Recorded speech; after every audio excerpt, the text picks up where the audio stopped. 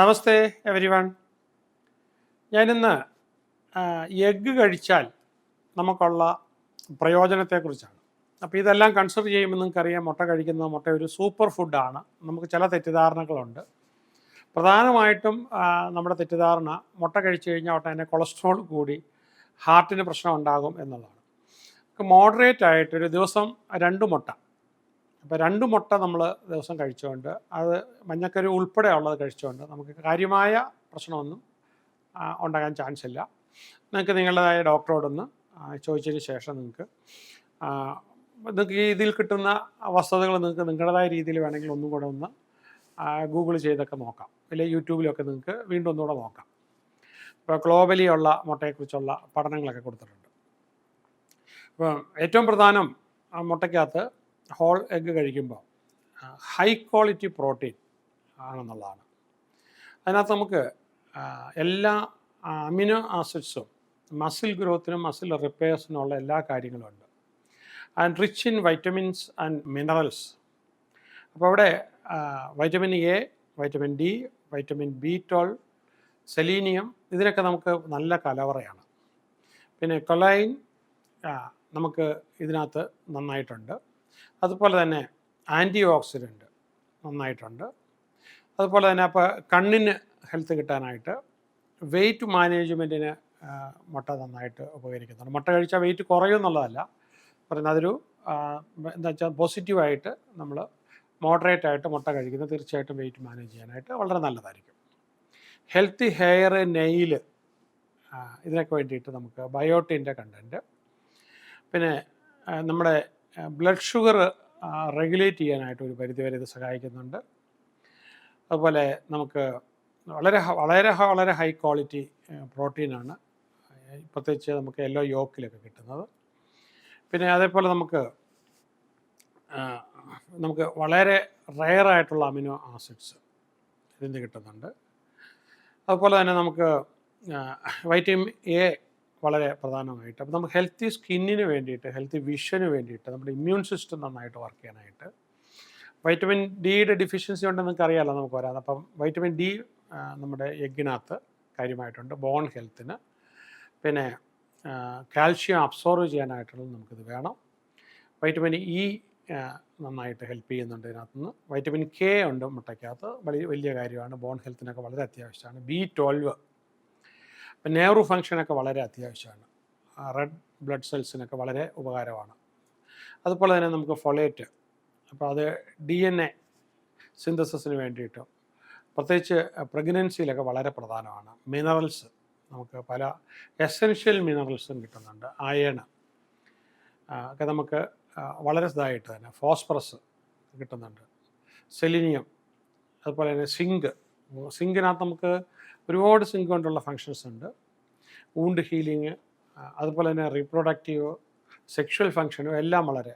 പിന്നെ healthy fat, വളരെ വളരെ ഹെൽത്തി ഫാറ്റാണ് ഇതിനകത്ത് നമുക്കുള്ളത്.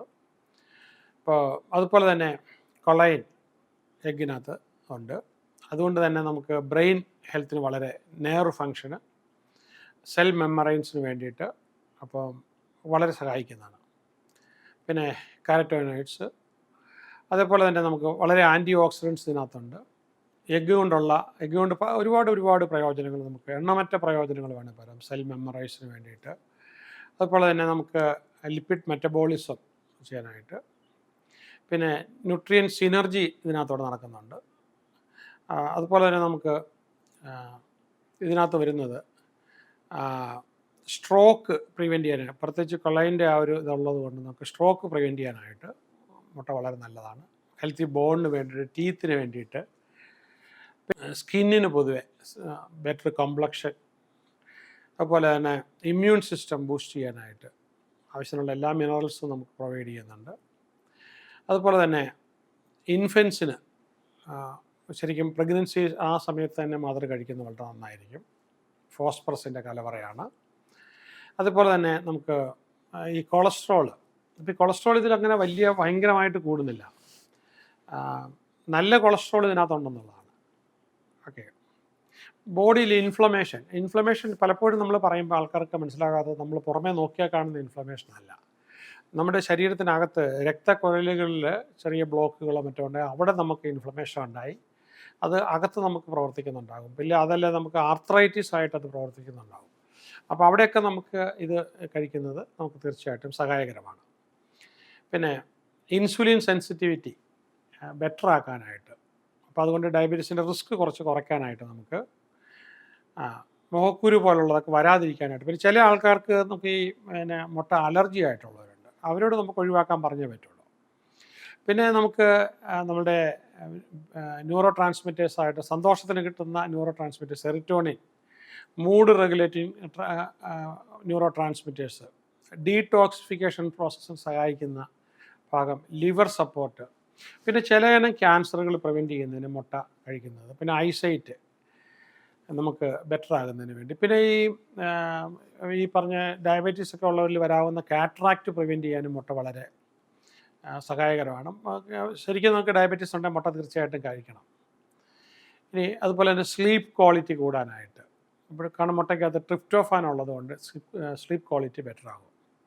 പിന്നെ കൊളാജൻ സ്കിന്നിന്, ജോയിൻറ്റ് ഹെൽത്തിന് വേണ്ടിയിട്ട് വളരെ, പിന്നെ അതുപോലെ തന്നെ നമുക്ക് DNA ആൻഡ് RNA സിന്തസിസിന് വേണ്ടിയിട്ട് മുട്ടയ്ക്കകത്തു നിന്ന് ഒരുപാട് ഹെൽപ്പ് കിട്ടുന്നുണ്ട്.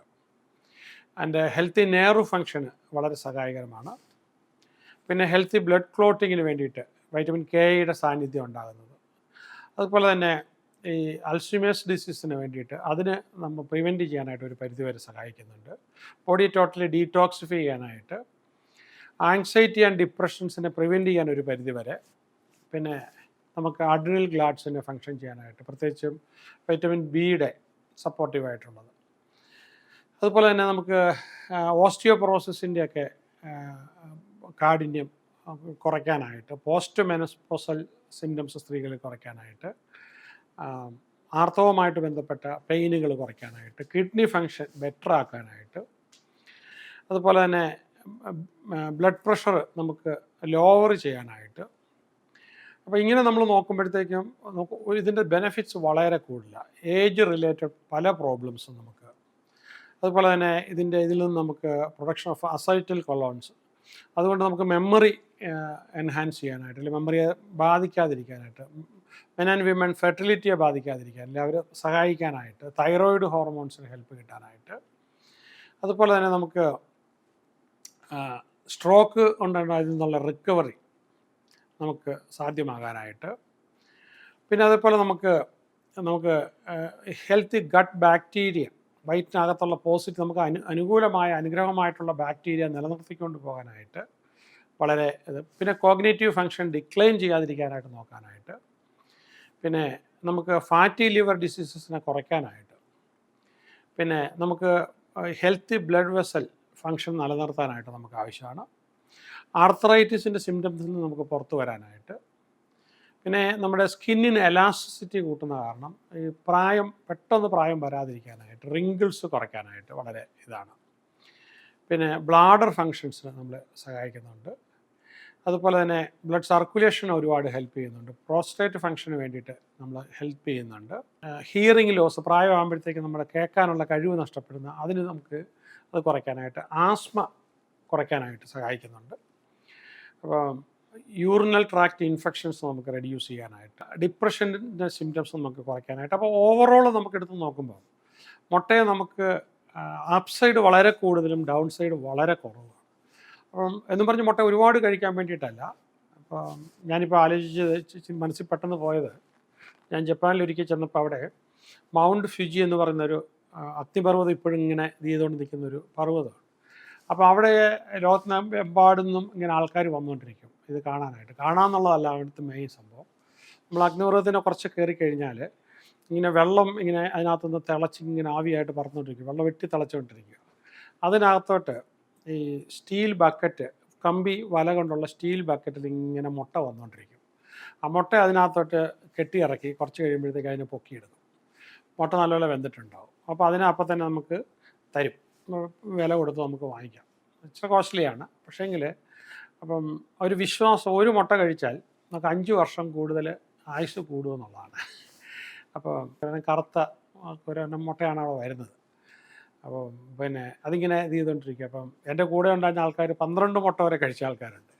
ഞാൻ മാക്സിമം കഴിക്കാൻ നോക്കിയിട്ട് എനിക്ക് 6 വരെ മാക്സിമമാണ് കഴിച്ചത്. അപ്പം അത് ആൾക്കാരെല്ലാം നിന്നിങ്ങനെ കഴിച്ചുകൊണ്ടിരിക്കും. അപ്പം അത് വിശ്വാസമാണ്.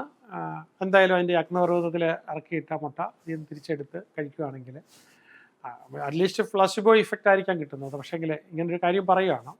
അപ്പോൾ മുട്ട ലോകം മുഴുവനും ഈ മുട്ടയുടെ ഉപയോഗം, അപ്പോൾ നമുക്ക് റെഗുലറായിട്ട് മുട്ട we can make it as A habit. Okay, അപ്പോൾ അത് നമ്മൾ ഈ മുട്ട പൊരിച്ചൊക്കെ കഴിക്കുമ്പോൾ അതിൻ്റെ കൂടെയുള്ള എണ്ണയൊക്കെ ഒഴിവാക്കുന്നതിന് പകരം നമുക്ക് പുഴുങ്ങിയതോ അല്ലെങ്കിൽ ബുൾസൈ ആയിട്ടോ വാട്ടി കഴിക്കുന്നതോ എന്താണേലും 2 മുട്ട കഴിക്കുന്ന you can check with other sources also കഴിക്കുന്നത് തീർച്ചയായിട്ടും നമുക്കൊരു സൂപ്പർ ഫുഡായിട്ട്. അപ്പോൾ ഒരു പരിധിയിൽ കൂടുതൽ നമ്മൾ കഴിക്കുന്ന ഒരു പക്ഷേ നമുക്കതുകൊണ്ട് പ്രോബ്ലം ഉണ്ടാവാം. പക്ഷേ നിങ്ങൾക്ക് 2 തീർച്ചയായിട്ടും നിങ്ങൾക്ക് കഴിക്കുന്നത് നിങ്ങളുടെ ഒരുപാട് പ്രശ്നങ്ങൾക്ക്, അത് മരുന്നായിട്ടല്ല, പക്ഷേ ഒരുപാട് പ്രശ്നങ്ങൾക്ക് ഇനി നമുക്ക് വന്നിട്ടില്ലാത്ത മേ ബി 10 ഇയേഴ്സിന് ശേഷം വരാൻ പോകുന്ന പ്രോബ്ലത്തിനും കൂടെ നമുക്ക് പ്രതിവിധിയായിട്ട് ചിലപ്പോൾ ഇത് ഉപകരിക്കാൻ സാധ്യതയുണ്ട്. അപ്പം പിന്നെ നിങ്ങൾക്ക് ഇതുമായിട്ട് ബന്ധപ്പെട്ട കൂടുതൽ കാര്യങ്ങൾ അറിയണമെന്നുണ്ടെങ്കിൽ ലാസ്റ്റുള്ള നമ്പറുമായിട്ട് ബന്ധപ്പെട്ടാൽ മതി. ഞാൻ ക്ലാസ്സിൽ തന്നെ ഇനിയും കുറച്ചുകൂടെ സൂപ്പർ ഫുഡുകൾ എടുത്ത് ഞാൻ റിസർച്ച് ചെയ്തുകൊണ്ടിരിക്കുകയാണ്. അപ്പം പിന്നെ അതിൽ കൂടി നമുക്ക് എന്തൊക്കെ ഫുഡിൽ മസ്റ്റായിട്ട് ആഡ് ചെയ്യാൻ പറ്റും എന്നുള്ളത് ചെയ്തുകൊണ്ടിരിക്കുകയാണ്. അപ്പോൾ നമുക്ക് ഒഴിവാക്കാൻ പാടില്ലാത്ത ഫുഡുകൾ എന്താണെന്നുള്ളത് ഞാൻ വീണ്ടും ഇടുന്നതായിരിക്കും. All the best.